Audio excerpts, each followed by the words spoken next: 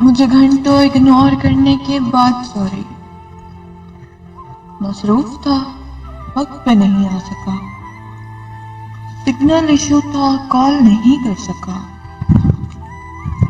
جان بوجھ کے نہیں کر رہا یار، خفا نہ ہوئیے گا پلیز، جیسے بہانے گھڑتے ہیں اور مجھے مسکرا کر کہنا پڑتا ہے کوئی بات نہیں، کوئی بات نہیں جانا، مجھے یقین ہے جو آپ کہہ رہے ہیں، مجھے یقین ہے جو آپ کہہ رہے ہیں ویسا ہی ہوا ہوگا، ویسا ہی ہوا ہوگا۔